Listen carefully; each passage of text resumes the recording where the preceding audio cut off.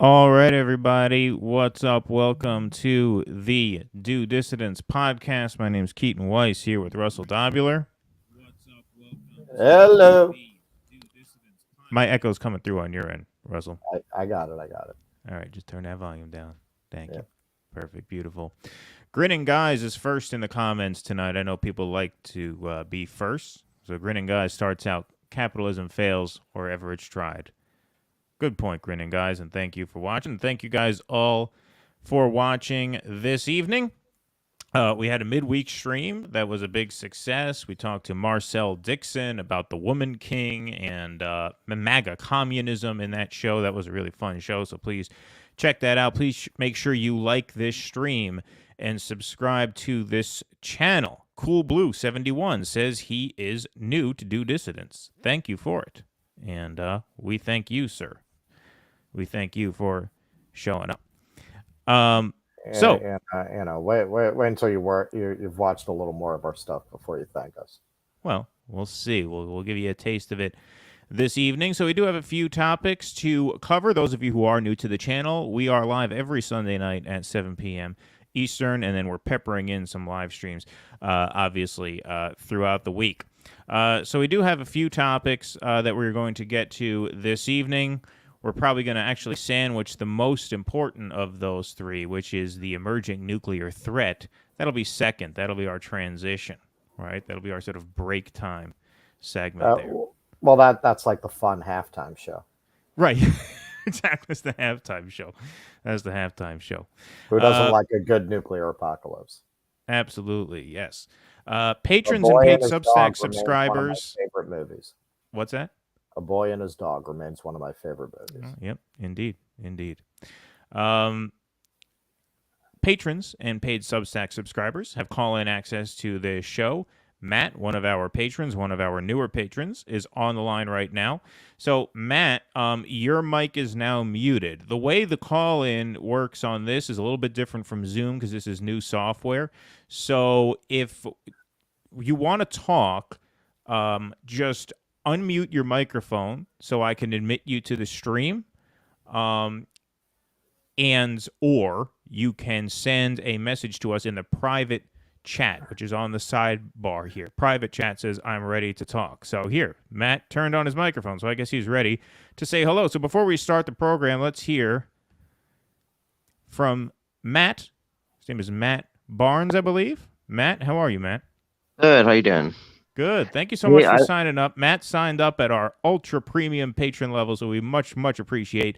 You are one of the reasons we were able to do this show, and one of the reasons why we were able to get this new software online. So thank you so much, and it's nice to meet you. I love your show. Thank you so one much. of the reasons I am not jonesing for heroin right now, because that's where your donations go. They keep me level, man. They keep me jonesing. Gives you the copay for the Suboxone, right? That's my work. Actually, I treat people for opioid addiction. So, well, that's very noble work. Much more noble than ours. Yeah, it's ironic. You're helping out, even though perhaps you didn't realize you were helping out in that way when you donated to us. Yeah. So, what's on your mind, sir? Oh, geez. Oh, I don't know. I was just tuning in to watch you. I wasn't sure like what was happening. I just got a notification. I'm like, I enjoy you guys. You guys are hilarious. Well, thank you so much.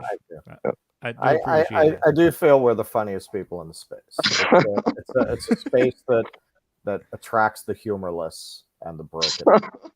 Right. We figure we could carve out a niche in this space as people with senses of humor, because that's something that's really lacking in this space. So we have something to offer. Yeah, it's like I I kind of have to get my news from people that are like funny like you guys, because I have a hard time watching the things that you guys rag on a lot. We keep you up to date. People do. Yes. That is true. Yeah, all the best people do. That's absolutely true. 100% true. All right. Well, thank you so much for tuning in. What I'm going to do is, like I said, you're the first caller who spoke. Okay, so now you're muted. So what I'm going to do, Matt, just so we don't have that graphic taking up the screen, is I am going to remove you from the stream but I don't think I'm kicking you out of the studio space. I think I'm just removing you so that the graphic disappears. If you do get removed, just come back in whenever you want to say something. If you have anything to add or ask, just turn the mic back on. That'll be a signal for me to readmit you. All right, so let me try that right now. Beautiful. Okay, he's removed, but he's still there, so he could join anytime he wants. Perfect. All right, that was the one thing that we couldn't really test in advance is the patron call-in feature. We couldn't test that until we actually had a patron caller. So thank you, Matt. Great to have you, and great to have all of you on board here. All right, let's get down to business. First up, The Hill Rising did a sort of panel discussion in response to some comments by Bill Maher in Variety magazine. Now, Bill Maher, has been on the sort of anti-woke beat for quite some time on his show. He's really centered that for as long as he's had a TV show. I mean, his first TV show was called Politically Incorrect. Right. So he's always been a sort of shit talker in that way. It's kind of his face, yeah. Yeah, exactly. That has sort of taken on a different tone in recent years because I think his politics have somewhat shifted in recent years. He went from being someone in 2015, 2016 who never really advocated full-throatedly for the Bernie Sanders candidacy, but he did tell Bernie on his show that he hopes he wins, and so that was a quasi-endorsement of sorts. Right. And then, a year and a half later, he was eyeballing Amy Klobuchar because he thought that she was the best candidate. So he has drifted to the right from a policy standpoint, too. And that has given his sort of anti-woke screeds, I think, a slightly different character. And so we're going to get into that now, but I do want to play this clip. This was a 15-minute clip. We're not going to play the whole thing. We have about 5 minutes worth. I did speed up the video a tad just so we're not sitting here playing another channel's content for 10 minutes because we don't want to do that, unlike some people we know. Unlike some people we know. Give you There we go. Exactly. Right. That's not our game. So we are going to play this in pieces, and what I think we should do, Russell, is react to each individual take as it plays. Right. So let's just sort of pause it along the way. I agree. Because otherwise it's just going to be too much. There's a lot to unpack there. Yeah. Exactly. There's a lot to unpack. So we will unpack this piece by piece, like Christmas morning. Interview in Variety magazine. Yeah. During an interview in Variety magazine, he was asked, what do you view as the Democrats' biggest problem heading into 2024? And he responded, the biggest problem with the Democrats is their woke baggage. I think the Democrats could easily win every election if they didn't do the kind of thing that makes people go, oh my God, this is the party of no common sense. Stop talking about pregnant men and stuff that makes people go, who are these people? What are they talking about? Men don't get pregnant. It's the stuff that makes them very vulnerable because it's very close to home. How much do you think that this is really an issue that Democrats are actually, let's say, talking about pregnant men? Or how much of that is a fictionalized reality that's been created by these kinds of media conversations? Let's start with you, Abby. Okay, so first up, for those who don't know, this is Abby Martin from the Empire Files. She's up first. I do tend to think that it is mostly a fictionalized narrative that is perpetuated by this kind of cyclical nature of the corporate media and kind of the gossipy entertainment aspect of corporate media, where you have the liberal media, reacting to right-wing media and the right-wing media reacting to the liberal media. And so I think that, people on the street, I feel like this is not on the forefront of their minds, but Fox News making it so hysterical and then the liberal media reacting to that hysteria just becomes its own industry. And so people like Bill Maher, he's a very rich, old white man. And it's kind of insulting to hear him just say, we should be catering more and more to the right wing and basically ceding ground to the right wing just because this has been blown out of proportion. I mean, that's his whole position anyway. And that's, I would say, the biggest problem with Democrats is not the woke baggage. It's the fact that they cede ground to the right wing over and over again. And that's exactly what Bill Maher does when he has people on like Ann Coulter, who he buddies up to constantly. It's quite insulting to hear this coming from him saying, oh, gender and all these issues, we shouldn't get too personal. Yeah, okay, when a federal ban on abortion is on the table. All right, dude, I know that this doesn't affect you, but it actually affects a lot of people in this country. Yeah, I think that point about... All right. All right. A lot just in that clip alone. A lot. So go ahead, Russell, if you want to take a stab at it. Okay. She's wrong in many regards here. people who I don't think she's wrong in all regards. I'll throw that out for now. I think she's wrong about a lot, but not about everything. So anyway, go ahead. I'm not okay, going to step on your segment. I just want to set up a little bit of a back and forth. This is what she's not wrong about. She's not wrong that their biggest problem is that they keep moving to the right. She's not wrong about that. That's their biggest problem. She is wrong in minimizing this as it may very well be media created. I would agree that the average person is not walking around obsessing on questions of gender politics and that kind of thing. Trans with a Schmendrick swinging it in a girl's bathroom. Exactly. Most are not, Mr. Savage, obsessing on this. But what she said there is very out of touch, as these people tend to be. And it's always disappointing to me to see progressive journalists like Abby Martin, who I do respect, who at the same time have swallowed a lot of the woke stuff that Maher is speaking out against. So much so that she does not realize, and this is only the one of two times in this sequence that they call out Bill Maher as a rich old white man, as if, and this is a trick that the wokesters often pull, particularly, well, I mean, they're pretty much all elites. They try to make it as if being anti-woke is the elite position and being woke is the with the people position. And studies show that is not at all true. Vast majorities of the American public hate wokeness. And in fact, there was a great study done a few years back, very comprehensive, 9,000 people interviewed, half-hour interviews, broke down the overall affiliations and political beliefs of Americans. So I'm going to read a little bit from that. There was an article in The Atlantic that covered this. Whites are ever so slightly less likely than average to believe that political correctness is a problem in the country. 79% of them share this sentiment. Instead, it is Asians, 82%, Hispanics, 87%, and American Indians, 88%, who are most likely to oppose political correctness. So I'm stepping away from the article here. So who are the people who really adhere to this? All right. 83% of respondents who make less than $50,000 dislike political correctness. Just 70% of those who make more than $100,000 are skeptical about it. And while 87% who have never attended college think that political correctness has grown to be a problem, only 66% of those with a postgraduate degree share that sentiment. And here's what really drives it home.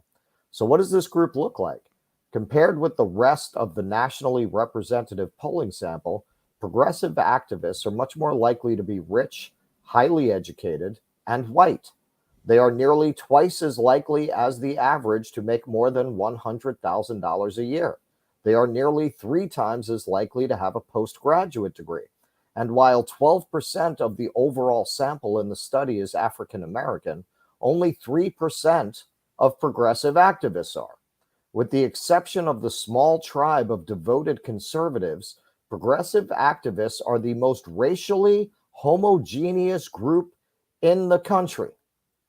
So everything that Abby Martin is saying here, not everything, but a lot of it, is bullshit.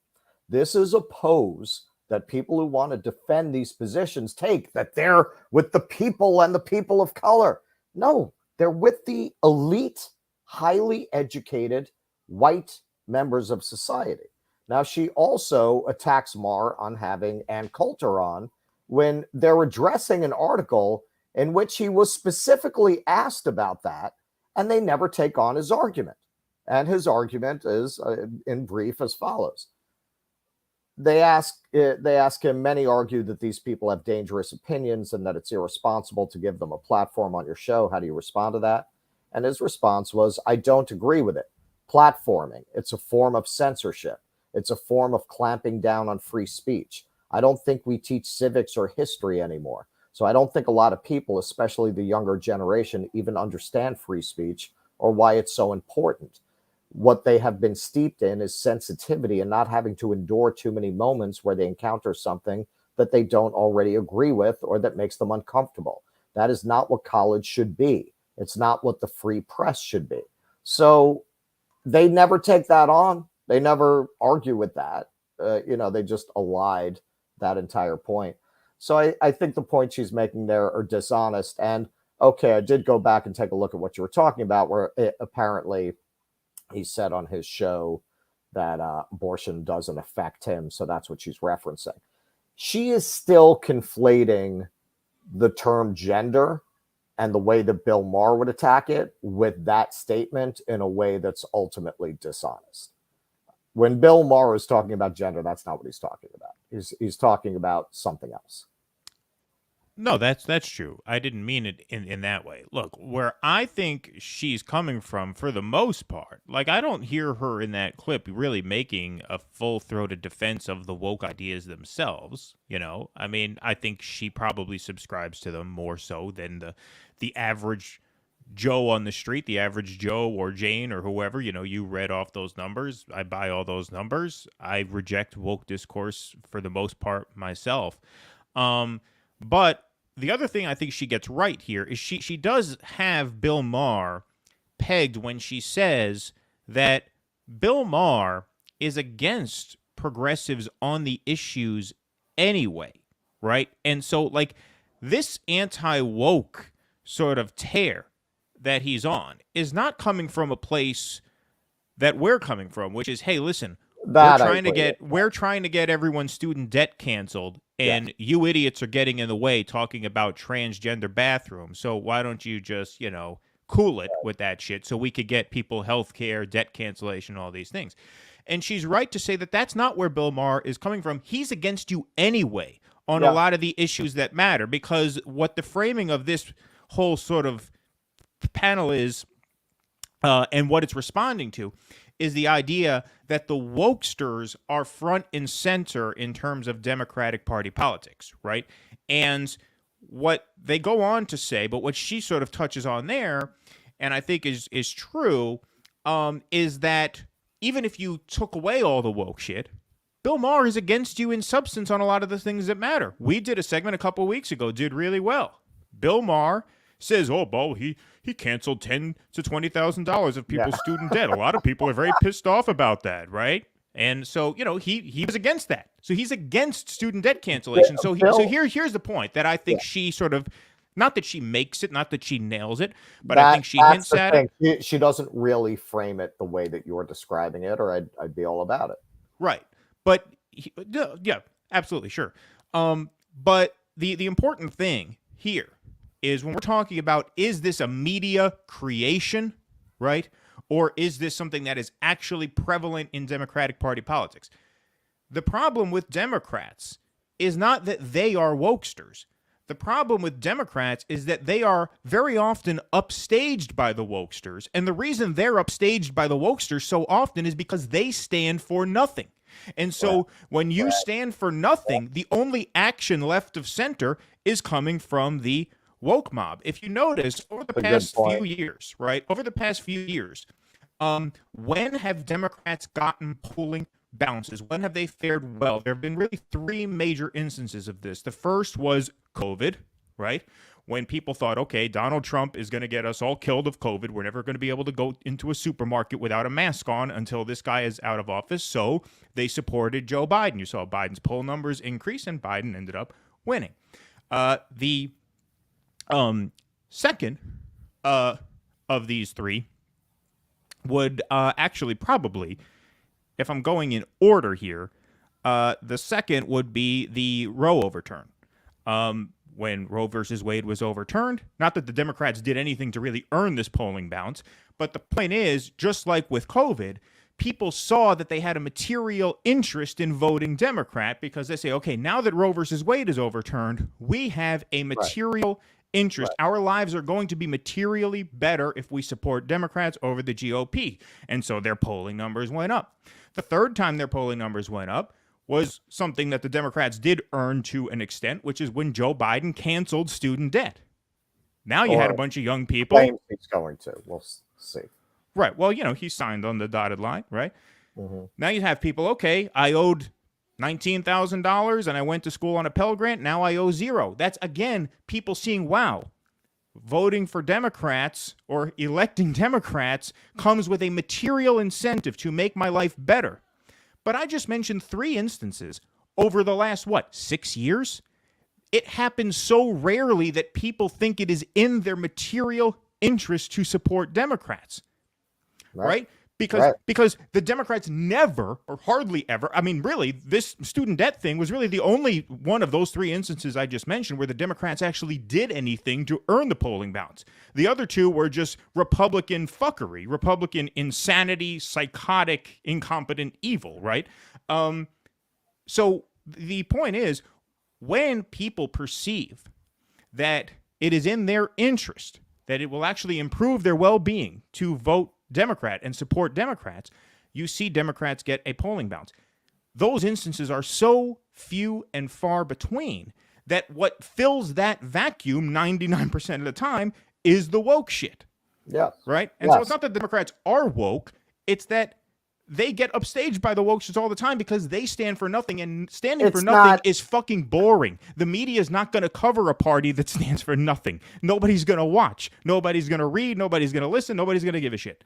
And so when the Democrats are this end of history party, as I've called them over and over again, the party that just says, well, Clintonian neoliberalism, that's the best we're going to do. The Obama years were the cherry on top because now that's Clintonian neoliberalism managed by a mixed race constitutional law professor, right? But that's all they want. They don't want anything else. They don't want anything better than that. Bill Maher doesn't want anything better than that. When it's on the table, he rejects it. And so that's where wokeness comes and steals the show. And, I'm not saying that's what Abby Martin said, but she was hitting on that when she said he's against you anyway on the things that matter. So whether this woke stuff is a media creation or not, the bottom line is people like Bill Maher, when the chips are down, they're against you anyway.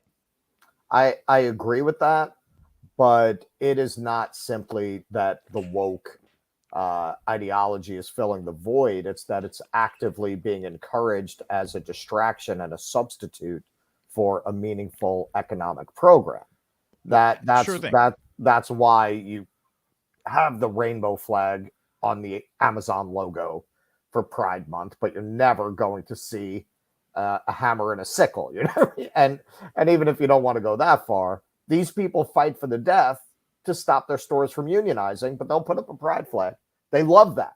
They love the whole woke movement. And as you know, I'm writing an article right now about how there are a lot of economic incentives for corporations to embrace a lot of this. We're going to get into this more with the LA school district video, but you're not hurting the fashion and beauty industry by putting out the idea that you can look great at any size and you can be healthy at any size. You just opened up a market for them.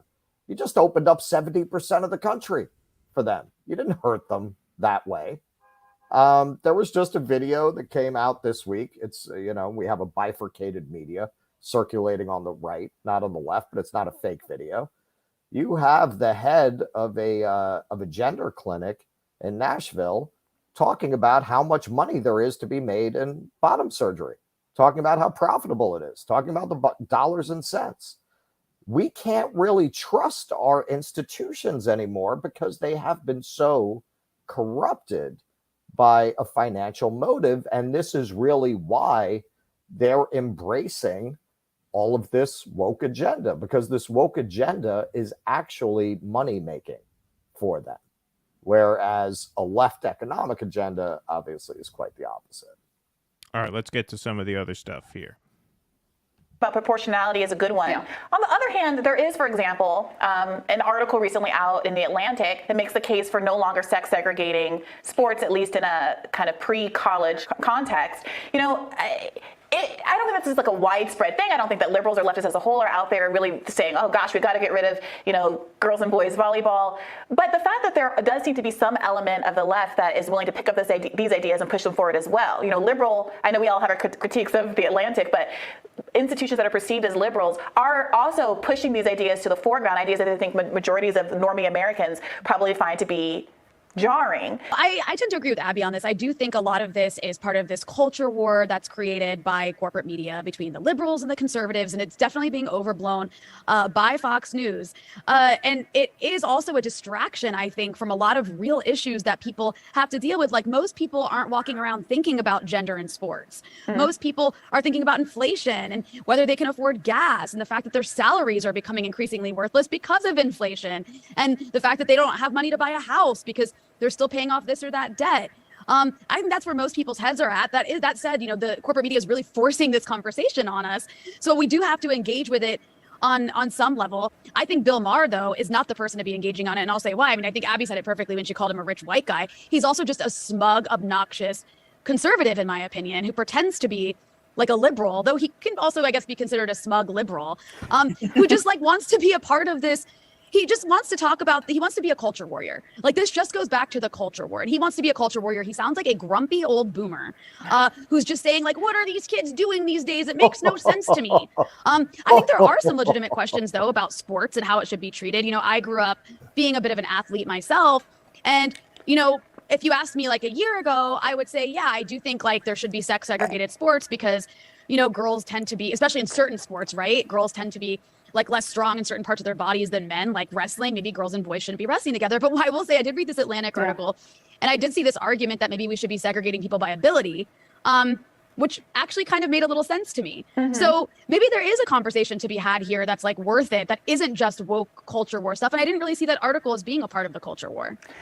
All right, let me just respond to this very, very quickly. This won't take as long as the Abby Martin I read this and I said, this gives me a perfect out to be able to continue to work in media without getting attacked by trans activists by saying that I'm coming around. What's that? No, that's my interpretation of. That's what she of her said. thought process. Well, that's gonna. I mean, you want to make that comment? We have one more piece that we want to play there, which I know you have a take on. Yes. But that was Rana Kalik. I think I'm saying her name right, either Rana or Rania. Look, once again, whether this is being manufactured by the corporate media is really, at the end of the day, neither there's here also nor there. social media. I mean, that's. Well, the thing is, it doesn't really matter. All the craziest people go on social media, so they drum this up. Look, it's a big circle jerk. The corporate media is constantly looking for clickbait. They don't have their old, models of classified ads, revenue, that kind of thing. They're relying on clicks. They're relying on drawing eyeballs. So they're looking for conflict. They go to social media and they find the most batshit crazy, socially misaligned people in society arguing with each other. And they go and write articles about it as if it's a thing. 12 people in their basement are really upset about an Asian casting in Star Wars. It's a thing. It's a thing. They're all going like that. That's it. They're right that it is this big echo chamber, but at the same time, when I do talk to people I know who are PMCs and of the liberal elite class, they are thinking about this stuff as that article laid out. They are swallowing all this bullshit to a degree that's kind of terrifying to me, because it seems like there's absolutely nothing that you could tell them as an elite opinion that they will not accept as the truth. There's nothing. Well, look, what I would say is that, whether this is manufactured or not is almost an irrelevancy, because, like you said, what happens is a few people blow it up online and the corporate media runs with it, and that gets more people talking about it, which means it blows up even more online, which means they run another story and another thing. It becomes this cyclical thing. Determining the origin is almost like a chicken or the egg thing past a certain point, right? And we know that right-wing media is always looking for things like this to blow up. So is MSNBC, right? That's just the way corporate media works. So they're always going to be in the market for the next thing that they can, sensationalize, right? And so that becomes inevitable. That's just baked into the equation of what political discourse is going to be. You really can't control that. If you want to overcome it, you have to overcome it by talking about things that are more important, like healthcare, like education, like debt, right? One of the reasons why Bernie Sanders, the furthest left candidate or the furthest left major politician in America, polls the best. The poll just came out. He still has the highest net favorability rating of any 2024 contender in either of the two major parties, even though he's the furthest left. That's because he relentlessly hammers kitchen table issues that affect everyone, black, white, male, female, non-binary, whatever, right? He transcends this by speaking to majorities of people about issues that affect majorities of people. That is the only way to overcome this. Going on and on about, oh, isn't it a shame that the media blows these issues up? Well, that's you may as well complain that the sun comes up in the morning. That's going to happen. You're never going to stop the media from creating these kinds of stories because the incentives are what they are, and they're not going to change anytime soon. And so the only answer for it is, like I said, you just have to rise above it by communicating to people ideas that actually matter to them. And when those ideas get to people is when Democrats' numbers go up. As I mentioned earlier, abortion, COVID, right? Student debt. When they either deliver for people or when they stumble ass backwards into being perceived as the people who will, deliver for you, that's when their numbers go up.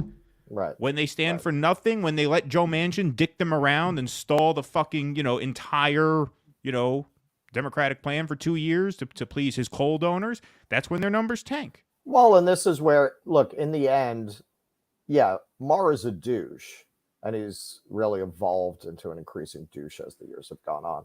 He's half right. He's got half the equation. He is right that, and I've argued this many times. I argued it in our last stream. We need to disown that portion of the left. We need to disown it. We need to stand apart from it, make it very clear. We're not with the Pussy Hat Brigade. We're a completely different group of people who are actually concerned with your economic interests.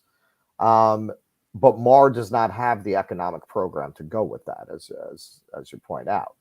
So he's arguing. So in that way, she's right. He is like the Fox News grandpa. I mean, she's not wrong about that. He is. That's what he is now. He is. He's okay. Get rid of the woke stuff. Okay, yeah, he's right.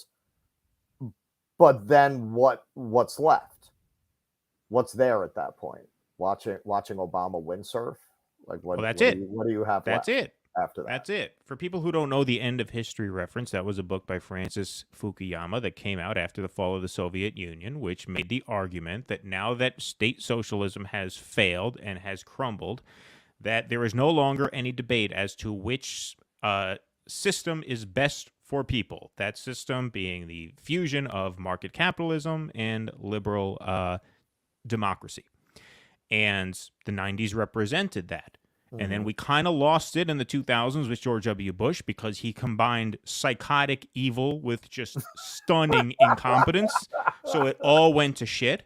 And then they got it back in a form that they could have never imagined in their wildest dreams. Like I said, they got this end of history neoliberalism managed by a mixed race, just messiah. Right. And that's all they want. And when you try to put the presidency, exactly, and to try to push the ball any further down the field is a place that they're just not going to go with you. They're not going to go with you there because they don't want it. They reached the mountaintop. Barack Obama was it. That was the pinnacle of where they hoped to go. They're not interested in going anywhere else, which is why they're doomed to fail. Because you always have to maintain forward momentum in politics. The side that represents forward momentum is the side that wins. That's why it's very important to take people seriously, even when they talk about utopian ideas. TYT was all shitting on prison abolitionists, right? Okay, well, you can, if you take them literally at what they claim to be, and you say something like, well, what do you do with the murderers, right? And even people who subscribe to that will say that, of course, now, things being what they are, you have to, keep murderers off the streets, right?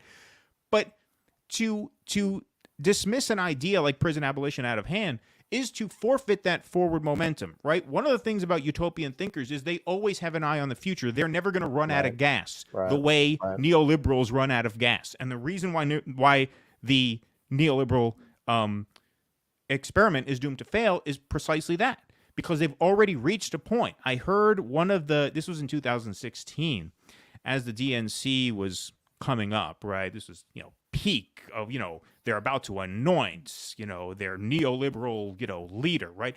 One person said they were in some panel, right? And, Bernie's talking about, we need a revolution. One of these, mainstream neolibs said, we already had the revolution. Now it's just time to build on it. Yeah. And that says it perfectly.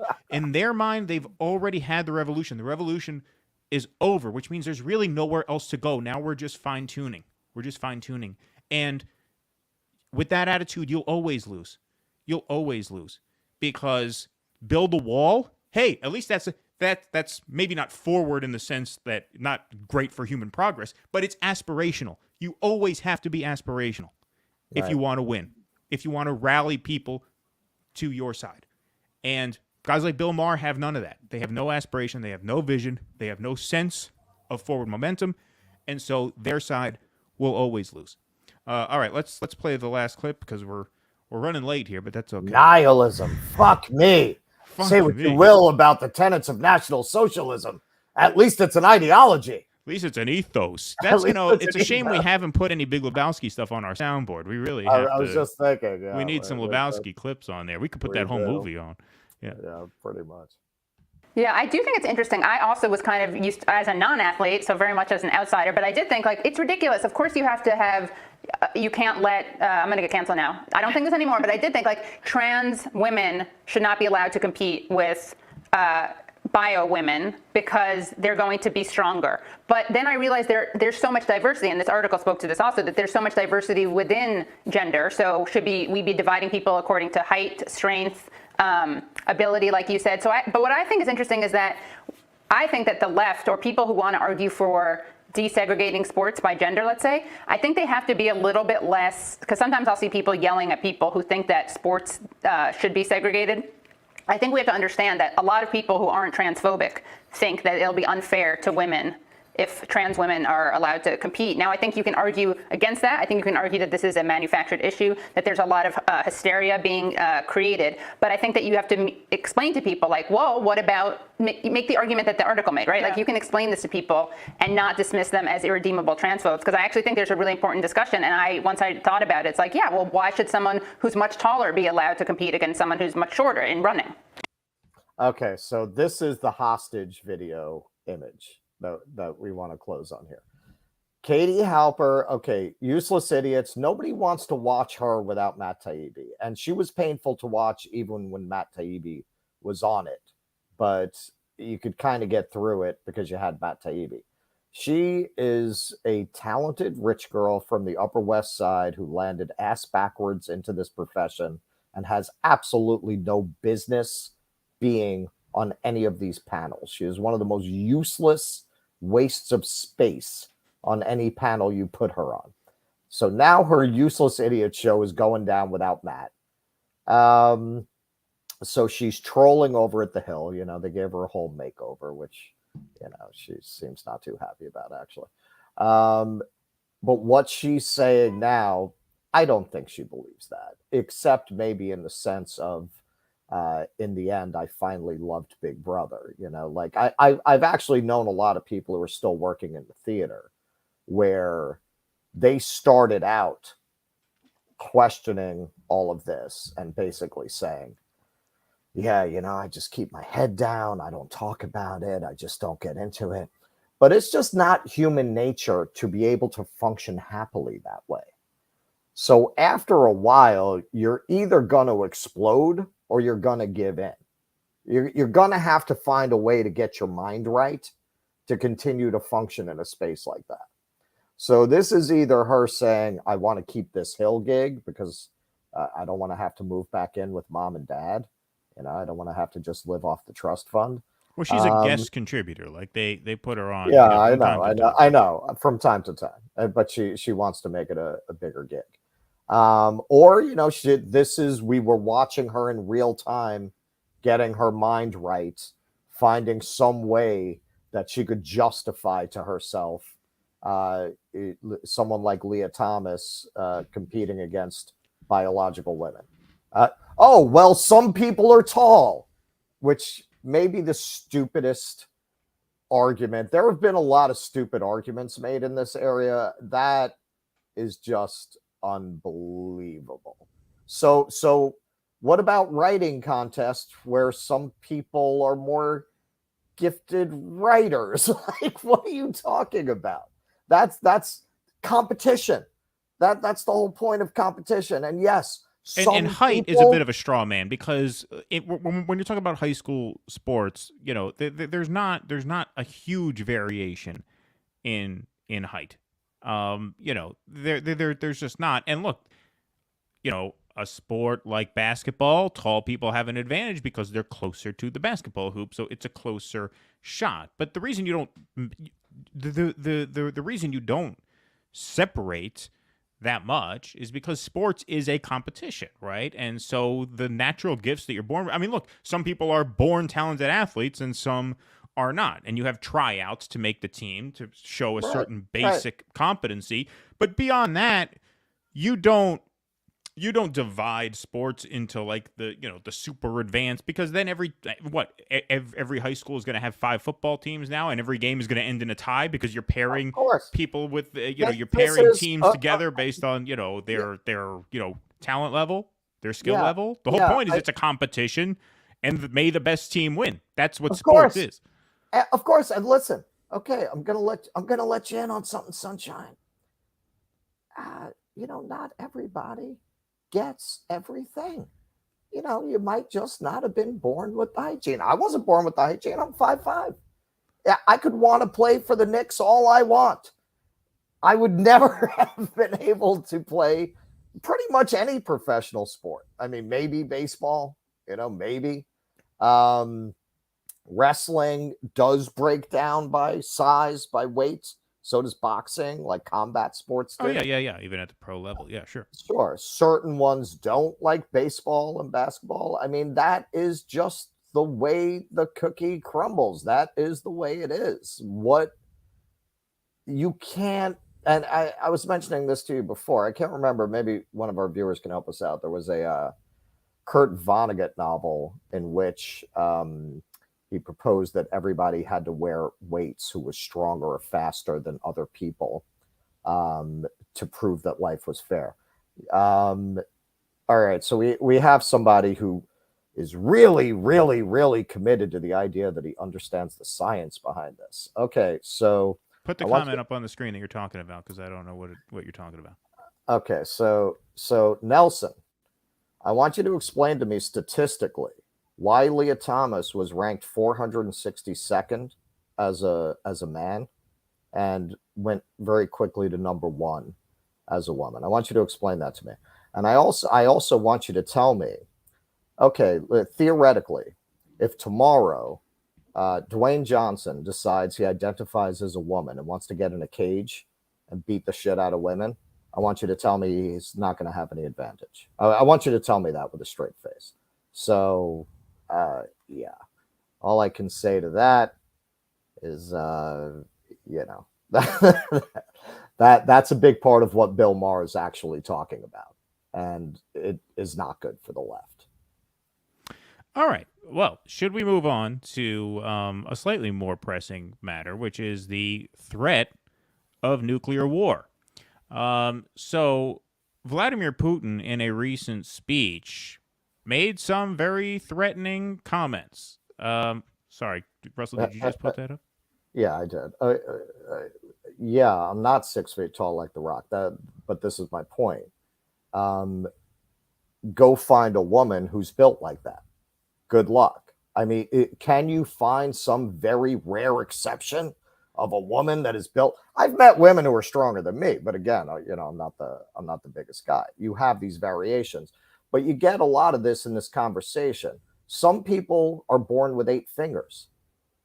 That does not mean that humans are not a 10-fingered species.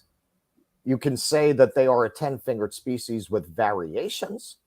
You can say that, but you cannot say they're not a 10-fingered species. So I'm sure you could. I mean, it's a big planet with billions of people on it. I'm sure you could find not just one, probably more than one woman who's as imposing as Dwayne Johnson. It's not going to even be a blip in the overall statistical average of women on the planet. So you cannot completely change the standards for sport, particularly combat sport, based on what is essentially a postmodern fantasy. All right. Nelson just said precisely. Was that in response to what Russell said, or were you talking with someone else on the chat? I can't tell. Time will tell. All right, can we talk about the nuclear war now? Sure, we can. All right. Now, this segment is really, I mean, we're going to do it for the audience, and you guys are, of course, welcome to watch. But I'm really directing this segment to the watchers over at YouTube, and we're very, very grateful. Holy cow. Oh, my dad just gave us $100. Thanks, Dad. You could just send that to me, you know, well, off the book, so I don't have to share it with Russell. But I mean, you know, now I got to share it with this guy. If you just sent me $100, I could have pocketed the whole thing. But thank you, I appreciate that. My dad just gave us a $100 donation. Should have done like a Hanukkah thing, put it in a card.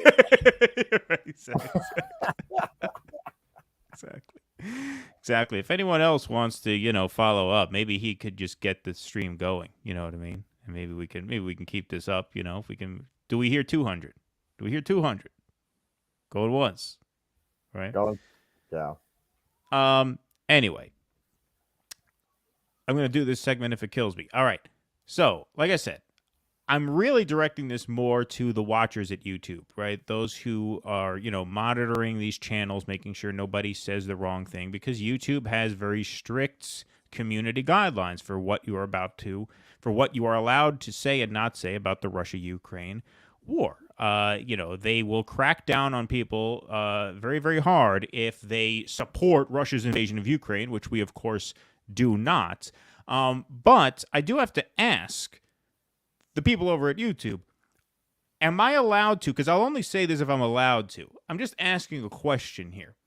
Am I allowed to say that I don't want to die in a nuclear exchange? Like, am I allowed to express my desire to survive? Am I allowed to say that I want to live, that I want my children to live? Because we just saw a few days ago, Vladimir Putin. You ignorant slut. We live in a meritocracy. If you wanted to live, you would have gone to Stanford. You would have studied computer science. You would have made $1 billion. You would have bought some land in New Zealand. You would have built a bunker. And you would have survived. Okay? That was your choice. That was your choice to go sell jewelry or whatever the fuck you do. I don't even know. I don't even understand what you do. No, I do a bunch of different things. I've been your business partner for 3 years. I don't know what the fuck you do. I just got a job. I think I'm going to be delivering plants starting Monday. Yeah, that's what I'm saying. That's what I'm saying. Why should you live when Mark Zuckerberg has built an important empire that has changed the world? He deserves to live. Who cares about you, you schmuck? Well, I mean, apparently that is the majority take on this, because Vladimir Putin said just a few days ago that he will defend his country and his country's territorial integrity using any weapons available, using all available methods, and he added that he is not bluffing. So he very clearly intended for that to be taken as a nuclear threat, and the U.S. apparently heard him loud and clear, which is why White House spokesperson Jake Sullivan said that there will be disastrous consequences if he uses nuclear weapons. All right? Well, and for Jake Sullivan is exactly the kind of person who is going to usher in the end of the world. It's going to be a guy named Jake Sullivan who we've never heard of. That's what's going to do us in. Well, because that's really called the banality of evil. Jake Sullivan, right? The metaphorical Jake Sullivan is who's running the country right now, right? It's this sort of amalgam of faceless people who we've never heard of before that we could all put under one moniker, Jake Sullivan. That is who is in charge now. That's who's back in charge now that Joe Biden has won, which is why I said in our last show, because we had a few people respond in the chat. I didn't get to see it because we had a very lively chat last time. But we had a bunch of people say when I said that, look, if Jackson Hinkle is gearing up to support Trump in 2024, as his whole MAGA communism campaign sort of suggests he might be, the reason I said I'm not going to judge that is precisely because of shit like this. Like, say what you want, man, but this issue really could be the one that matters, the only one that matters. You talk about a nuclear exchange where Putin saber rattles and we saber rattle back. This is not a joke. It always sounds crazy at least until it'll it happens. eliminate the bathroom question. Well, that's true. Well, everything, man. And when we've said it a million times on this show that going back to 2008 with the Georgia incident through 2010, 2014, right?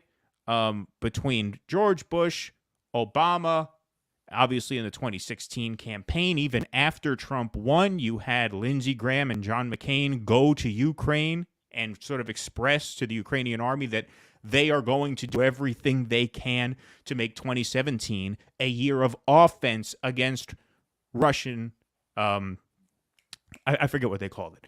But they wanted to make 2017 a year of offense against Putin, against Russia. And they were going to do everything they can to make that happen, even though Donald Trump was the incoming commander-in-chief.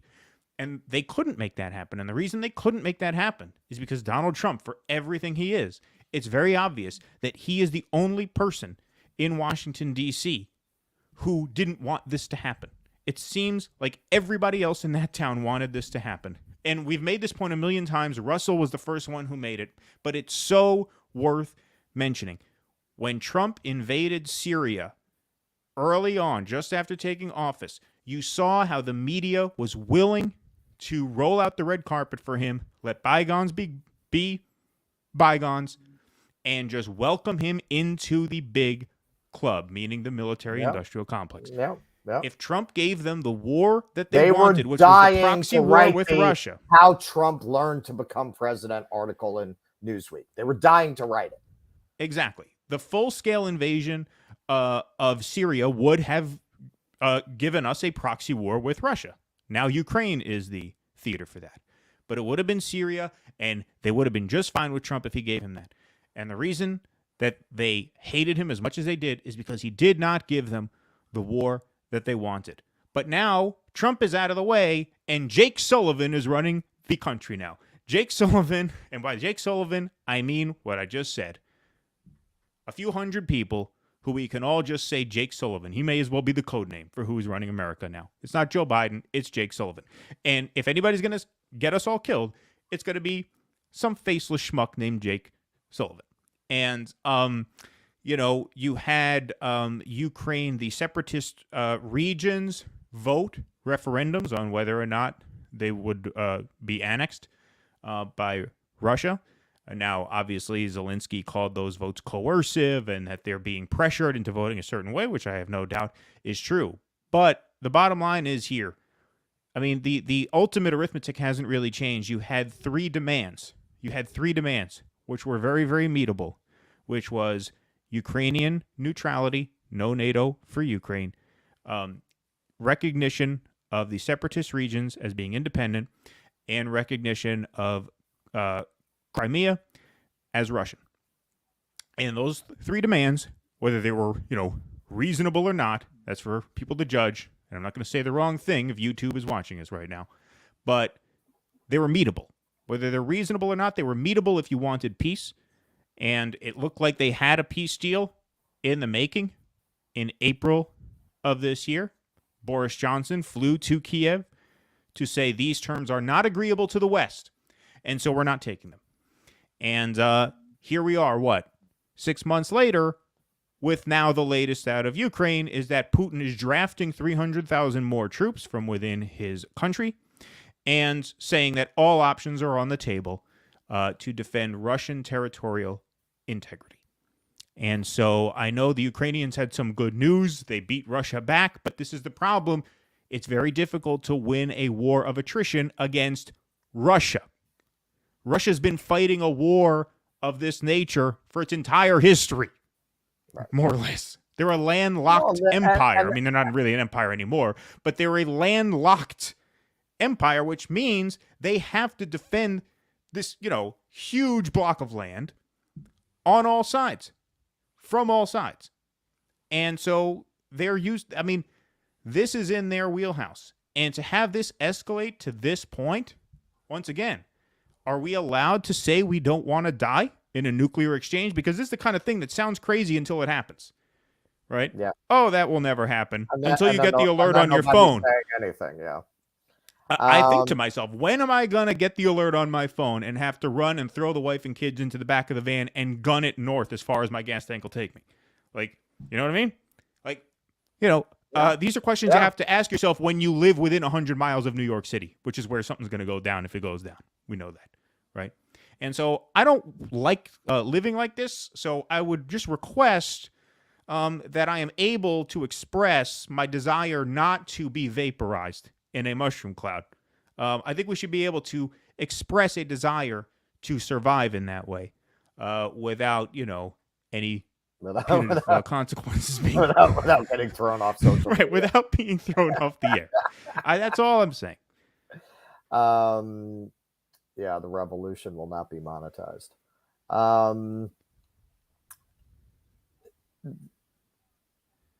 This is a big part of why I don't understand anybody who trusts our experts, right? If you know anything about Russian history,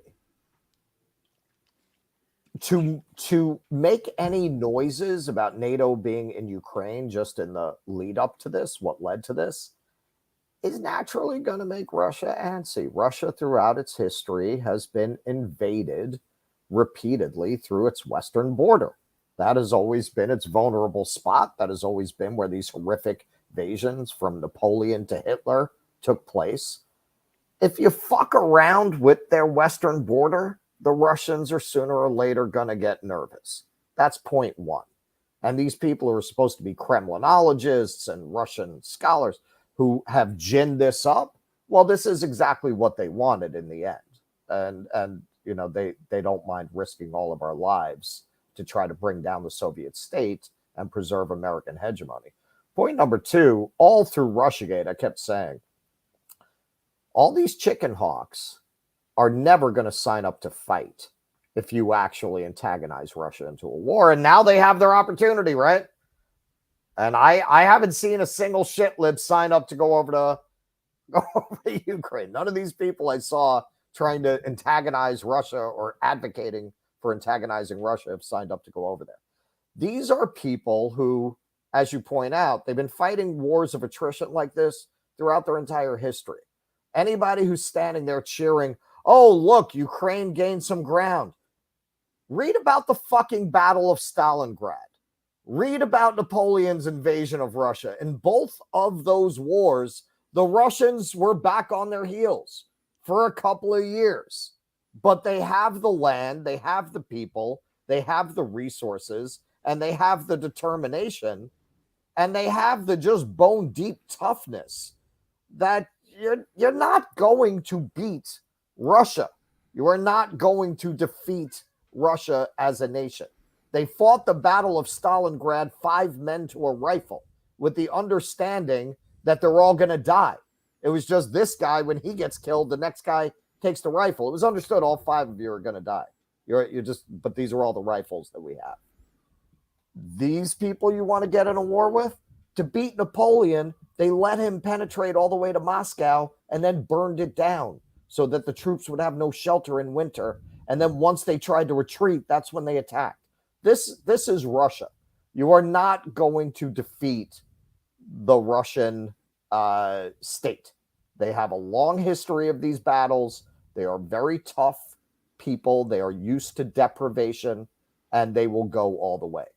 So at that point, your only remaining question, you're not winning. You're not winning. That's off the table. Your only remaining question is, will Russia go so far as to drop a nuke rather than to have any threat to its sovereignty? Last time they were in this position, they didn't have a nuke. It was World War II. They hadn't been invented yet.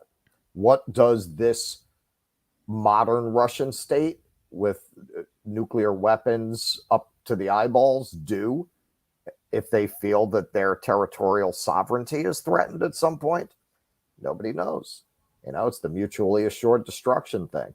If there were any people crazy enough to drop it, it would definitely be the Russians.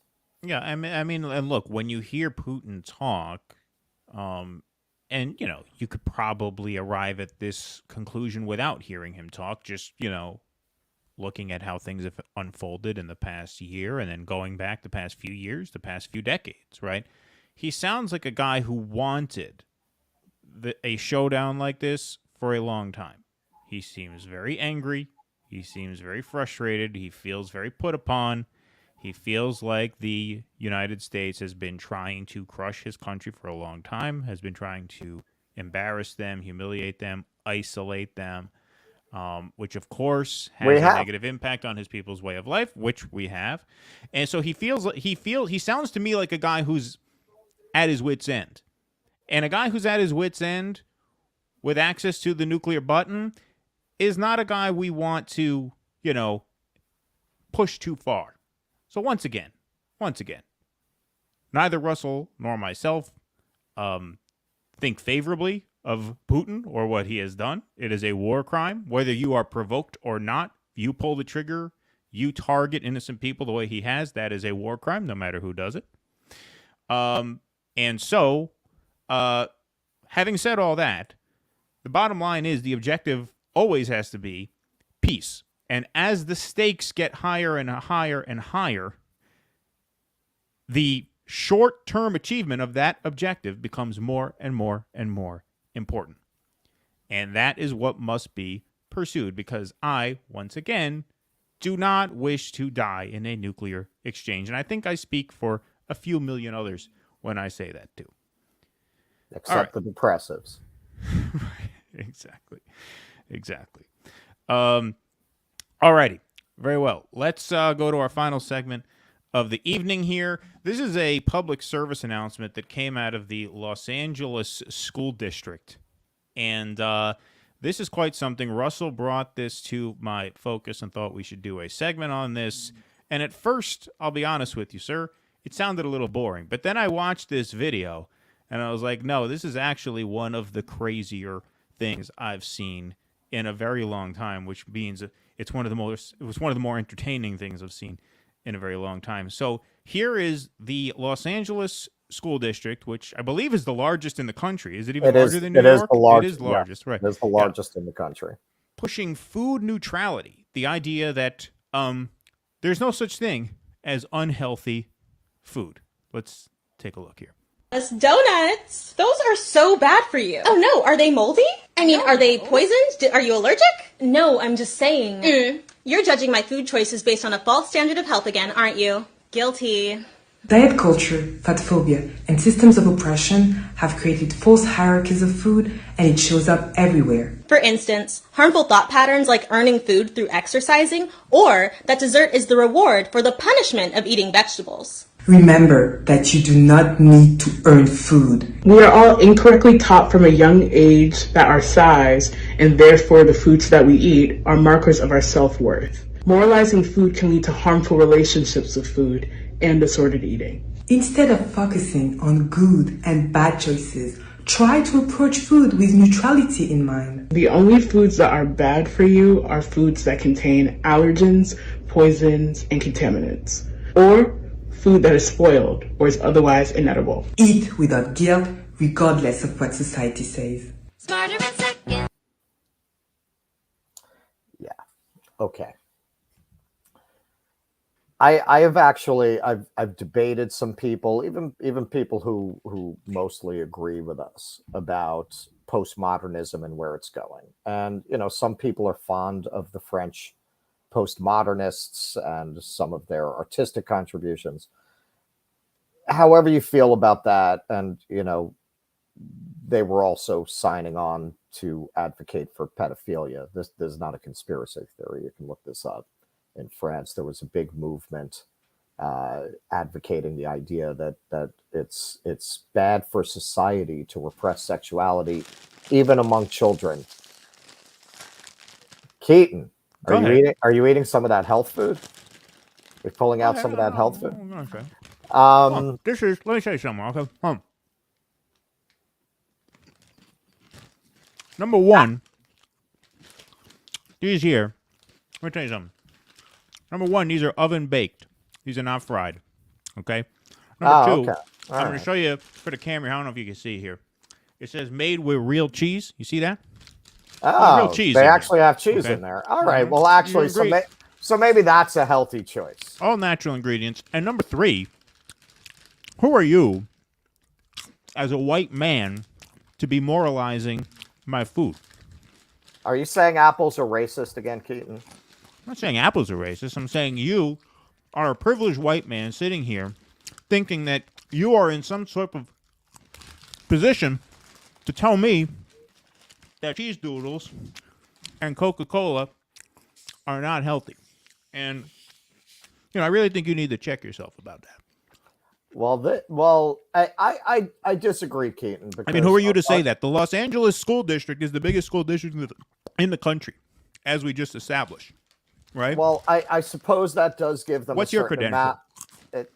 Well, I think really the question here is, what is that nutritionist in the video's credential? The woman who's telling you that you shouldn't have to earn food with the yellow shirt there, Kira Niemp Diop.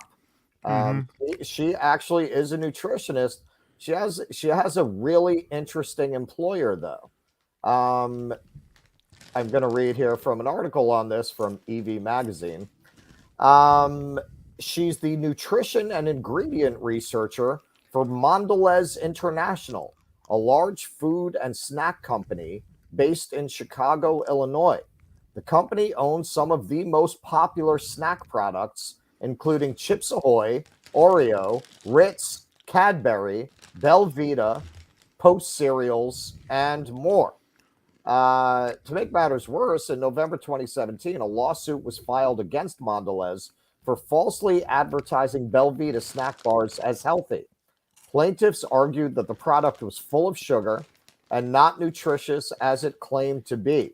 Years later, Mondelez agreed to pay $8 million in settlement to Belvita customers. These are Frito-Lay. Yeah, I still no don't conflict think of interest there. Yeah. Yeah. And then the winner who actually created this describes herself as, she uses all of the buzzwords. She exists in her bio. She exists at the intersection of race and Muslim and queer identities, really proving something that I've been saying quite a lot and something I've said in this video. This is all a hustle. This is all a hustle. This is a way for these people to make money. It's amazing to me that people responsible for children would blast this out, but maybe it shouldn't, because if you look at the earlier video this nutritionist made for Outback Steakhouse, it kind of foreshadows this. Like, that was kind of her Mean Streets, and this is her Goodfellas, I think. So let's take a look at that earlier work that you did for Outback. Are you a big fat bastard who loves eating at Outback Steakhouse but thinks the portions are too small? Well, good news, fat ass, because now there's the Outback Steakhouse Extreme. We don't have a bloomin' onion, we have a bloomin' pumpkin. You know what else we got? Elephant steaks, 50-pound elephant steaks. And why don't you wash it down with 40 ounces of malt liquor and ranch dressing, you fat fuck? Outback Steakhouse Extreme. Punish your toilet. So you can see right there the direction she was always going to go in. This is really, to me, this is a peak example of how we've had some people chiming in here in the chat about postmodernism and its belief that all reality is socially constructed. Now, once you go down that road, inevitably you open up the floor to con artists. If you believe that human perfidy is unique to any race, you're really opening yourself up to get bamboozled and conned by people who are going to take advantage of that ideology. If you are somebody who some social idea has come about that if you invoke certain buzzwords and certain ideas and you are of a protected class, some people are going to take advantage of this. This is pure race hustling. And the most tragic part of this is nobody suffers from obesity in this country more than African Americans do. These are African Americans throwing African Americans under the bus with a hustle. Now, I think we have a graphic of some of those stats. Oh, well, you wanted the graphic of those stats? I can get them for you in a second if you want them. But why don't we go to something? Why don't we go to your disclaimer first? Okay, so I want to make something clear saying this. I went on my own journey. I went on my own journey with this. I had never put on weight in my life. I had never gained weight. And, they say women have body dysphoria. I think men have body euphoria, because by the time I acknowledged that I had put on weight, I was 250 pounds and 5'5". So we actually have an image of what I looked like then. All right. So I'm going to put up a before and then an after image. Is that true? Yes. That's the order that you want these in? All right. I want to make sure I'm representing you properly here. So here's the before image of Russell. Yeah, that was about peak fat. And you know what? I acknowledged that I had gotten fat, and the idea that you can be healthy at any weight. Listen, I smoked for 28 years. I never had the health problems that I had being fat for a couple of years. Just a couple of years. Being out of breath, walking upstairs, that actually didn't happen to me from smoking. It happened to me being fat. All my joints hurt. I would get lightheaded when I would cough. My blood pressure was high for the only time in my life I actually had high blood pressure. So you know what? And this is kind of like a dirty word now. I took responsibility. I took actual responsibility for myself and went out and took care of the problem. I started going to the gym. I started riding the bike. I stopped eating a fucking Cadbury bar every day, which is what I had been doing partly to get that fat. I cut my portions in half. I took care of the problem. So the after picture you can show there. That was 2 years later, riding the 100-mile Century bike ride in New York. So now I'm not saying, oh, I'm so exceptional. I'm saying quite the opposite. I'm saying take fucking responsibility for yourself. All of this that they're feeding you, you can be healthy at any size. You can look amazing at any size. No, you won't, and no, you can't. That is bullshit. And the idea that you are somehow hurting these industries. Look, the problem that the beauty industry always had was if they opened it up to all the obese people, their skinny elite clients would no longer want to be associated with their brand, right? It would bring down the prestige of the brand. They didn't want to make sizes for fat people, right? Because then the people they really wanted wearing their clothes wouldn't buy it. This whole movement, you've opened up most of the country that they couldn't sell clothes to before to them. You've opened up 70% of the country is overweight or obese. You're not hurting or challenging the beauty and wellness and fashion industries. You're making them a fortune by pushing an ideology that is killing people. And again, nobody more than the African American community is victimized by this. Yeah, I have these stats here. I told you before we went on air, I don't think we could put this up because the image wasn't sizing properly, but that's all right. I have them here. But no, I mean, it's a fairly well-known thing. 4 out of 5 African-American women are overweight or obese. 2018, non-Hispanic blacks 1.3 times more likely to be obese as compared to non-Hispanic whites. in 2018, African American women were 50% more likely to be obese than non-Hispanic white women. And, you know, look, I think a lot of what the take that I have here is that for a school district to be putting this out is especially problematic because, you know, arguably the best thing that happened, thanks to Barack and Michelle being in the White House, is a push for more nutritious school meals. School lunches. Right. And part of the reason why there are racial disparities in terms of, you know, healthy weight is precisely because there are disparities in terms of access to nutritious food. Marcel Dixon talked about that when we had him on the first time. We had him on the second time this last Thursday. But he talked about food deserts in poor black neighborhoods, both urban and rural. There are food deserts. And what that means is, you know, an area where you are within a certain amount of miles, I guess, from a grocery store. And what Marcel was talking about, how, you know, and a lot of times in these poor neighborhoods, the grocery store is not what we think of as a grocery store with fresh produce and all these like nutritious options. It's a Dollar General where you get frozen, packaged, processed garbage food. And so, yeah, nutrition is, of course, hugely important. Of course, donuts are bad for you. I mean, it's ludicrous. I mean, it's just absolutely You're judging ludicrous. my food choices. I love that.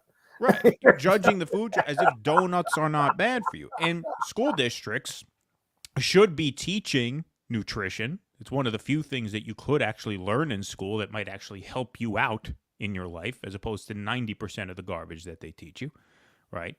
Chemistry. You have to balance a fucking chemical equation. You know, they can't teach you a little bit about, you know, the food tables and things like that. Well, the way she and also school lunch. School lunch, listen. To make it something you can't argue with.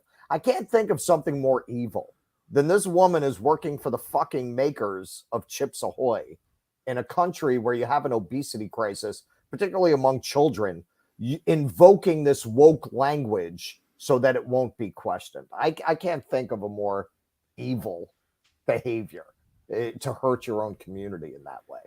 I went to school. I didn't grow up in a poor black city, but I grew up just outside, and you know, I went to a public school, and the public schools were a magnet system, so the city and the surrounding towns all went to the same schools. We all got on the bus and we went.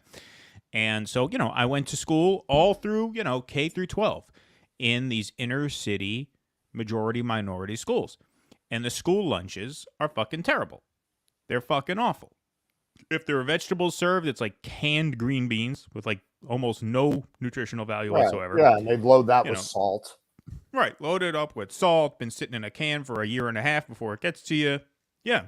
And so, again, for a school district to be pushing that, a school district which should feel some responsibility not only to educate kids about what's healthy and what's not, but also to feed kids healthy food in the lunchroom, right? It's just that was a very bizarre thing. What's most disturbing to me about a lot of this stuff is it's part of this overall trend to challenge the very idea of science and reality as being the grounding principles by which we judge such things, and shifting it to what? Personal truth, what you feel, what you want to believe. You know, that the result of that is telling these poor fat bastards that no, you can be totally healthy at 400 pounds. No, any weight. These people are going to die because you're telling them that. Look at COVID. COVID was a great example of woke kills. Woke kills people because it's an anti-scientific, essentially religious movement. When did you see the government saying, lose weight?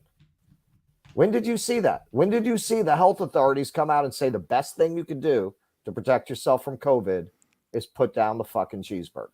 Not once. Because the number one predictor of a bad outcome was your weight, if you were overweight. You were much, Right. much more likely to have severe complications if you were overweight than if you weren't. And they said even if you're not obese, even if you're just carrying a spare tire, as many of us are, as I Yep. am. You know I what I mean? am. Like, I am yeah, right now. Exactly. I am right now. But you know what I don't do? I don't blame other people for that situation. I blame myself. Like, yes, okay. If you want to get into that, it's very hard to find food that doesn't have sugar in it, that you can't even find a loaf of bread that does not have sugar added. You want to make that argument? Yeah, okay. It is hard. It is in this country. It's very hard to find good food. There is that element of it. But man, I like my chocolate. That's a choice. I choose to do that. Listen, I smoked for 28 years. I never expected anyone to validate that choice. I never expected anyone to respect that as a lifestyle choice. I never got mad at anyone who told me I smelled fucking disgusting from cigarettes. I never blamed them for that. And if God forbid, knock on wood, if I die of lung cancer, I'm not going to blame anyone but myself. It's not like I was coming up in the time where they would be like, well, you know what's really good for you, John? Have a smoke. I knew what I was getting into. I kept smoking for years. That was my choice.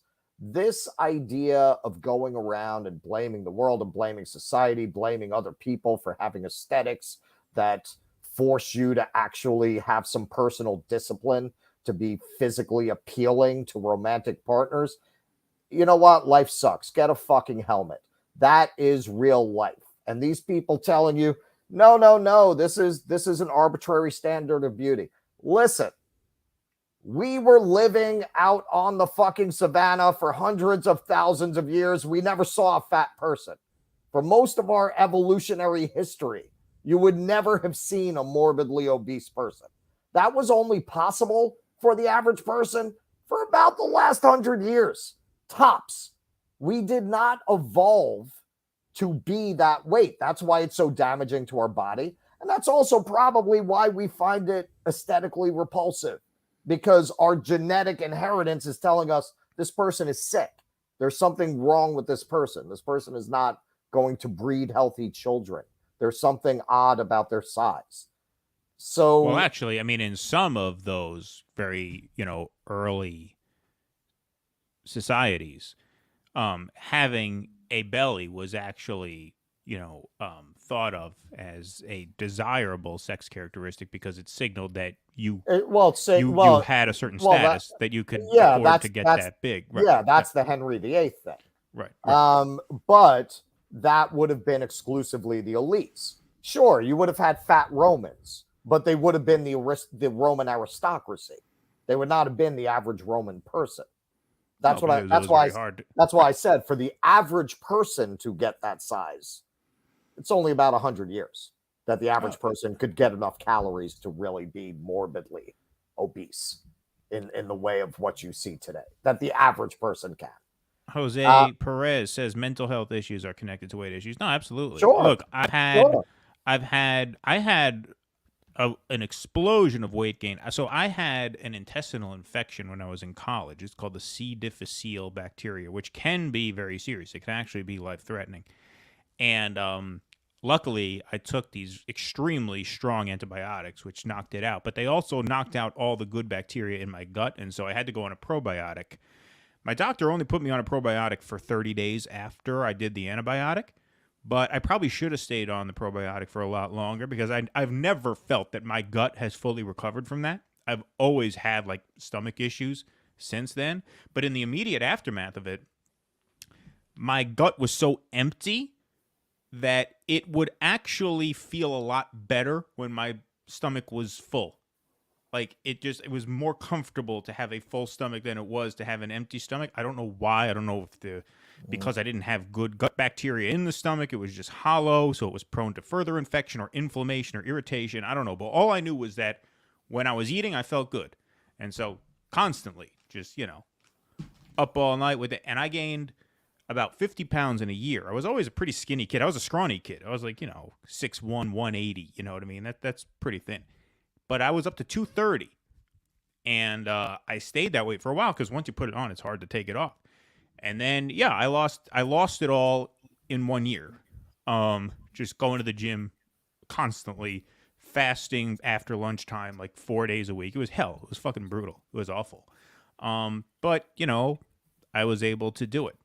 Now, part of the reason I was able to do it is because I was living at home with my mom and dad. I wasn't paying rent. I worked 40 hours a week at a retail job. Right. But I didn't have to grind and hustle to live. I didn't have to scrounge for food. I didn't have to order off the McDonald's dollar menu two times a day. Right. I could afford a gym membership. It was only like $10 a month. It was the cheapest gym in town. But like, I could swing it. I could make it happen. Once I started, out in the world on my own, and the way to make ends meet was sitting in an Uber 12 hours a day, driving around all day, stuffing fast food down my throat. Right. When I had 5 minutes to spare in between gigs, getting almost no exercise, under a lot more stress. I had about, 10, 15 more years on me. This was my early 30s at this point. So your body systems are a little slower than they were when we were, 21. That's when I got a blood pressure situation. I maintained for some reason I didn't gain that much weight. But yeah, now I'm on this ACE inhibitor, so it is hard. It's hard when you are having to grind that much. And so that's why, I acknowledge that. But you know what? I'm sorry, man. I came from the street. I came up from under.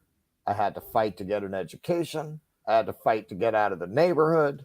I had to fight to get the things I wanted, some of which I got, some of which I didn't. But that's life.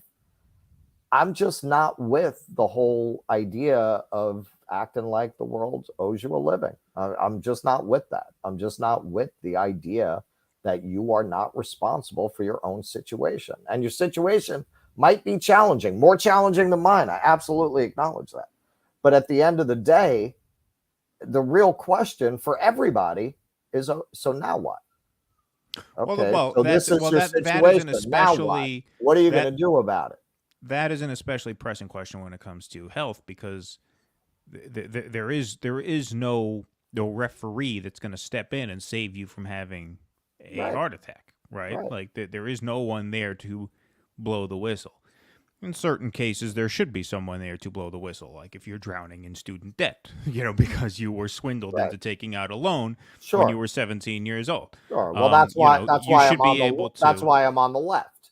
Right. Ultimately, my leftism is defined by the fact that I feel there are certain basic things that society should provide, essentially, as in most European countries. That's as far as I am. That's as far as I go. That's why I say I'm not a communist.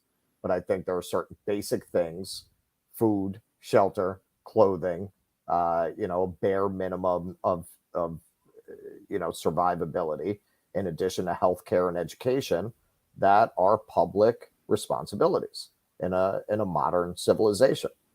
But when you start taking this into, one of the things I hate about these movements and these ideas is they prove the conservatives right about the left, that they want a handout, that they want to be taken care of, that they don't believe in personal responsibility. The more we have these kinds of ideas put out in front, oh, it's somebody's fault that I'm overweight, or it's somebody's fault that I can't get a date because I'm 400 pounds. The more people like that you have front and center, the more you're proving the right's point about the left, that it's a movement of people who just want who want to be victims and want everyone to bend over backwards to give them things. Well, like I said, in this case, when it comes to health, like I said, there is no one to step in, right? There is no mediator there, right? Because if you're not healthy, you're not going to live long, and weight is a huge factor in that. All right, we've got an assertion here that is actually, I wasn't sure if this was true, but I did take a look at the Google machine. This is not true. Bread can be made without adding any sugar to the recipe. Yeast does not need sugar in order to produce gas, but there's enough naturally occurring sugar in starches and flour for it to produce gas and raise bread dough effectively. So no, actually, you don't need sugar. Bread metabolizes into sugar, though. That's why if you're Well, diabetic, it does, and the article says that. Yeah. If you're diabetic, you shouldn't have bread. My father, who. But you don't need to $100. add sugar, which is most of the bread that you're going to find in the United States. They add sugar. This is why, look, I married an Australian. I didn't really pay attention to these things. But for her, our food was fucking disgusting because she could taste the added sugar and everything, including the bread. Yes, sugar is going to be a byproduct, but not like we make it. We dump the sugar in. That is uniquely American. I'll give you a great example. All right, as an American, you might have fond childhood memories of going to IHOP. You know, it's the kind of place your parents take you for a treat when you're a kid. Not I. My parents were vehemently against IHOP, and I actually don't blame them. I think IHOP sucks. It's fucking horrible, and it's way overpriced for what it is. I think Denny's is good. Denny's tastes good. IHOP doesn't even taste good. Okay, IHOP is garbage. But Denny's is in the same neighborhood. You take somebody from another country to a Denny's or an IHOP, they're going to spit that shit out, man. Yeah. Only Americans will eat that and find it palatable because we are so and when I went to Australia and I had their version, they call it a big breakfast of like a pancake kind of bacon and egg thing. It tasted bland to me because they're not throwing all that salt and sugar into it. I'm not used to it. Aiden, ALW, says, I'm a commie. I'd happily explain it to due dissidents or anyone at any time. Well, fund our capitalist project by becoming a patron, and you'll have call-in access to this show, and you could explain it to us all you want. Then that would be totally fine. I'm probably more persuadable about that than Russell. I honestly don't label myself really anything. I would say I'm a socialist for sure. I would say I'm a democratic socialist. Yeah. So anyway, patreon.com/due dissidents. We had a really good crowd in here tonight, so thank you guys. We are going to wrap up pretty soon. But while we're on the topic of food, speaking of socialism, I had an idea because, one of the things I do now for a living is I shop Instacart, DoorDash, and stuff like that. And there was an order I had the other day. I mean, this has happened to me a lot. But first of all, you talk about health in this country. This actually occurred to me before we prepped this segment. It says a lot about American health that the fucking lines at the cold cut deli counters at these supermarkets are just out of control. And now that there's a labor shortage, right? A lot of these like deli departments in Price Chopper and ShopRite and shit, they only have one person working the fucking counter at a time, right? And if I have, if the customer who I'm shopping for wants a half a pound of roast beef and I got to get that from the deli, that's brutal. That could add 20 minutes to my trip because you have to wait for the one person working behind the counter to cut everybody's orders. And so I got stuck behind this fucking asshole who had like 8 things that they wanted. They wanted half a pound of American, half a pound of Swiss, a pound of the smoked turkey, a pound of the honey turkey, a pound of the Genoa salami, half a pound of the hard salami, blah, blah, blah. And I'm thinking to myself, if there's only one person working behind the counter, it's really unfair that a person with 8 items should have all 8 of their items cut before the next person in line gets to go. I only had one thing. I needed half a pound of whatever the fuck it was. And I got to wait for this person in front of me to have all 8 items cut. It takes a long time. They got to unwrap the thing. They got to go to the slicer, cut it, weigh it, go back, cut some more, weigh it if they don't have enough. 8 fucking times. It should be you get 2 cuts per turn. So you can get your Swiss and your turkey. And if you need more, like if you need 6 items, it should take you 3 rotations. 2, then you go to the back of the line, you wait for your other 2, then you go back of the line, wait for your other 2. It's the only way it makes sense. Because why should I have to wait for 20 minutes to get half a pound of roast beef? And this is why communism fails. What would be that's communist thinking right there. How is that wrong? Explain to me how that's wrong. We need to fix the unequal distribution of the slicing of deli meats. Of course, it's ludicrous. It's ludicrous. I gotta wait 20 minutes for somebody to get 8 items cut. Countermen of the world unite. You're getting 8 items. I have 1 item. First come, first serve. If you're in a hurry, go earlier. No, it's not first. It's not if I'm in a hurry. I'm shopping for another person. I'm an Instacart shopper, so I make money by fulfilling the orders as fast as possible. That cuts into my profits, Jim O'Halloran. You're hurting the working man. first come, first serve. No, it shouldn't be first come, first serve, especially if there's only one person behind the counter.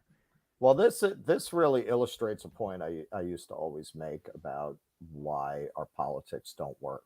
Didn't get there 'Cause first. I- Man, we got a I- lot of right wingers, a lot of capitalists infiltrating our audience. God, I used to be guys a are brutal. horse and carriage driver, and a lot of those guys, they're working class guys. A lot of them would read the New York Post.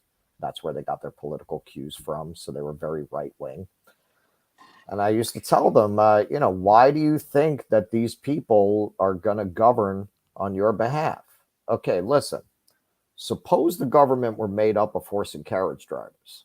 Wouldn't you pass laws that are favorable to horse and carriage drivers? They'd say, yeah. I'd say, well, the government's made up of a bunch of rich people. So who do you think they passed those laws for?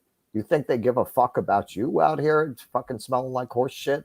Driving a horse around? Like, why do you support these people? So you, I think, demonstrated your Instacart worldview there. If it were up to you, you'd make all the rules in a way that would favor Instacart workers. It's not just Instacart workers. It's people who, are looking to, get in and out in a reasonable amount of time. If you're only ordering one item, I don't think you should have to wait behind the person who's ordering 8 items if there's only one guy at the slicer counter, right? That, there should be a way to get your one item before the other guy gets 8 of his items. Let me ask you something. What if the guy in front of you had 30 items that he wanted to buy? 40 items, 50 items. Would the guy say, oh, no, he's here first. He's here first. That's no. He has me for the next hour. There's an hour wait for sliced meats because this guy got here. Look, he's here. He needs 30 items. So everybody has to wait 1 hour. We're closing the department for 1 hour. This guy owns the department for an hour. Would that be fair? No. So there's a line. Everybody has a line. And where you draw that line is up to you. I would say two meats per turn. If you have another, idea, I'm willing to hear. Look, I'm a reasonable person. I'd be willing to go as high as maybe 3 or 4. But that's it. 4 maximum. You can't order more than 4 meats at a time. You got to take another number, get to the back of the line. You can't have people coming up to the deli counter ordering 12 different things when there's one person standing behind them who needs one order filled. They got to wait there for a half an hour. No, that is a breakdown of the system. This is our Seinfeld tribute episode.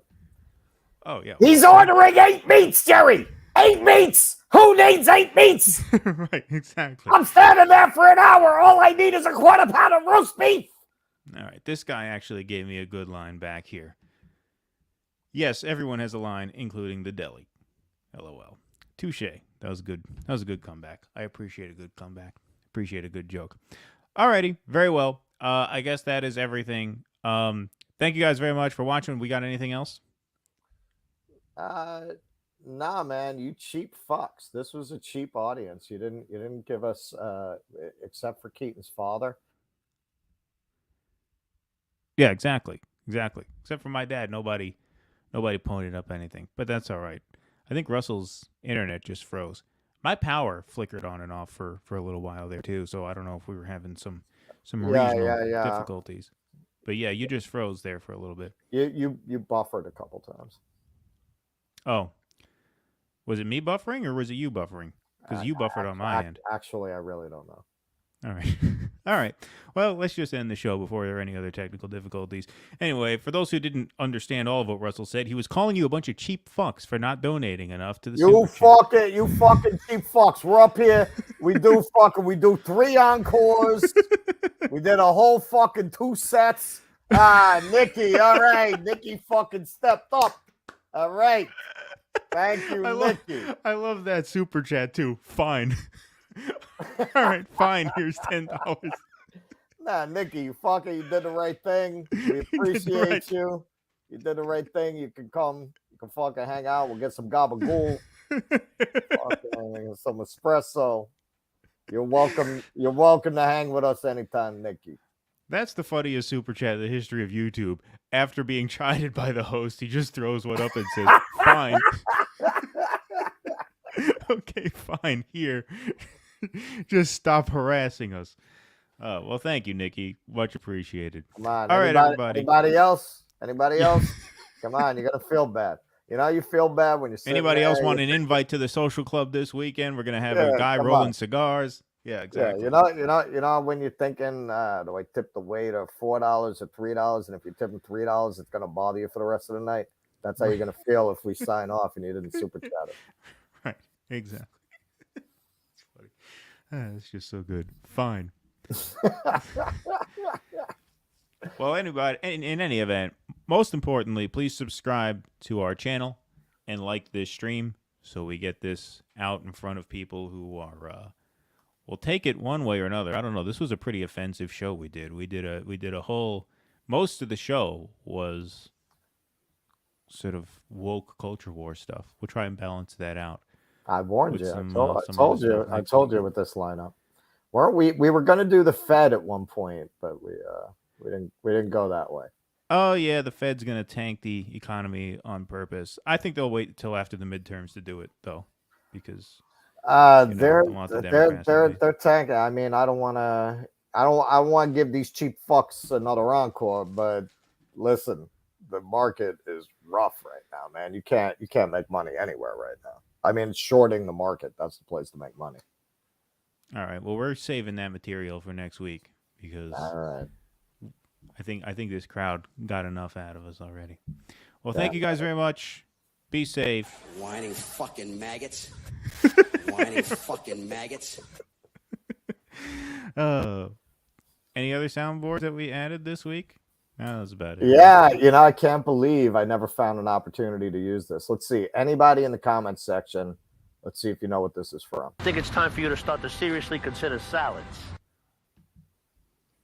I never found the right opening for that. You had it, but you were focused on making your point there. Look at Buff. I thought he was a total Russ hater, actually. Oh, you did think he was a Russ hater? Yeah. Buff Hardback is $5. Russell, say I don't want to go out on a limb here. Go ahead, Russell, say it. Oh, you mean in like mob voice? Go ahead. I don't want to go out on a limb here, but I'm just fucking saying, the more money we get, the better show we could do. We could get better guests. We could get people. Maybe I could fucking insult Katie to her face, get her on the fucking show, be like, yo. That's true. You were a nasty bastard to Katie Halper. Katie Halper is not as bad as the Vanguard boys. And the thing is, we made our name by going after the Vanguard boys for going after Aaron Mate. We defended Aaron Mate from the Vanguard boys. And now you went after Aaron Mate's co-host. So now whatever goodwill we have with Aaron Mate is going to be lost if he sees this, because Aaron Mate followed us on Twitter shortly after those videos came out. So he must have seen us and liked what we had to say. And now you went ahead and ruined it by trashing his co-host. See? So that wasn't the best networking on your part. So I will say I knew I think Katie Halper is lovely, and I think she belongs in this space.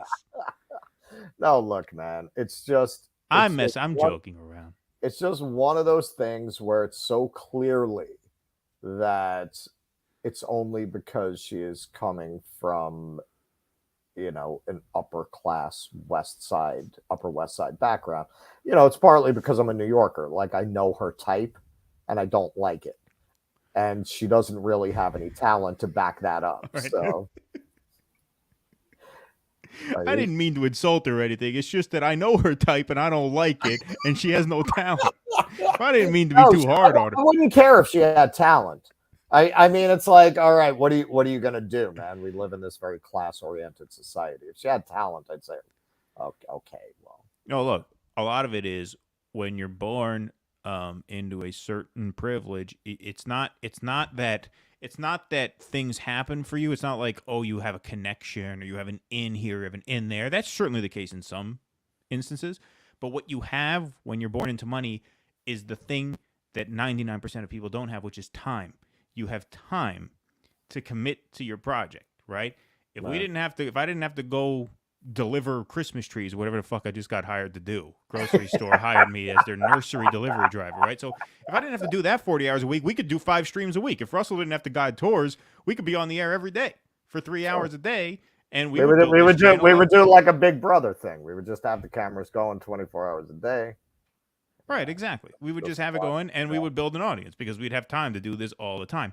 Right now, we don't have time to do this all the time, but that's why we say, if you subscribe at patreon.com/DoDissidents, or if you hit us up with the Super Chats or the Substack, or even if you just subscribe to the channel and share the stuff and like the stuff, any way you could just help us get the word out it buys us time. It buys us the time to do more content. Wait a second. Aiden, is this true, or are you just talking out of your ass? Did you actually go on a blind date with Katie Halper? Is this true? Oh boy, we should have ended the show if you. Oh, and you can prove it? Don't prove it. Yeah, I'll take your word for it. Don't prove it with nudes or anything. Don't prove it. Don't prove it at all. All right, that's it. Thank you very No, much, everybody. No. Come on. Sometimes I think you want to fail. I don't want to see. I don't care. No. Okay, so how can you prove it? I'm curious now. I'm not showing any pictures or any texts or anything like that. I'm not putting anything. No personal stuff is going up on the stream here. That's for sure. All right. Yeah. I mean, nothing. I mean, not. Yeah. I take him at his word. Aiden, where are you from? You're probably from New York. I mean, I would imagine. Hey, it's a small town.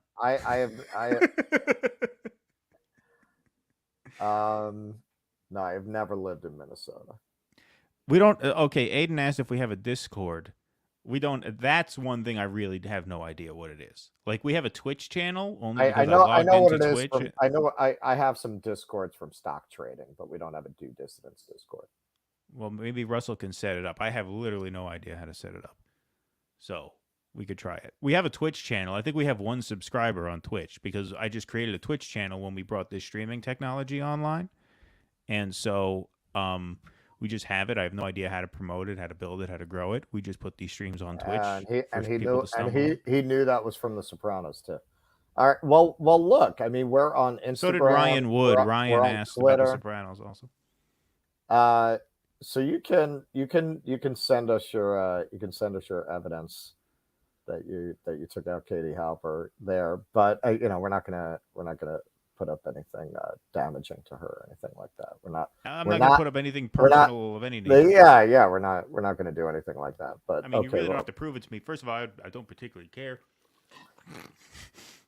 No, I was just a little curious because he says the date didn't go well. Like, why it didn't go well? Oh, so you're hoping for like a sitcom story?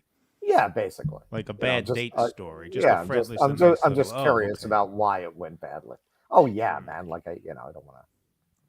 Yeah, we don't need to. I don't need to peek behind the curtain or anything. We don't need to air dirty laundry. Yeah, definitely not.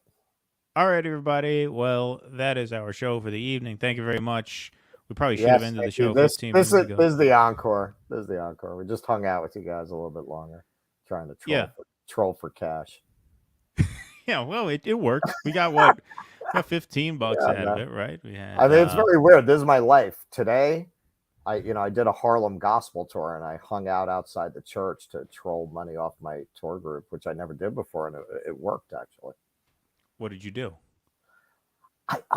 So I'm very good at that job. So normally my tips are very good, but I've never been able to get tips out of people on the Harlem Gospel Tour because it's just a weird situation because I got to go to the church with them and hang out there until the end of the service. It's part of what I get paid for.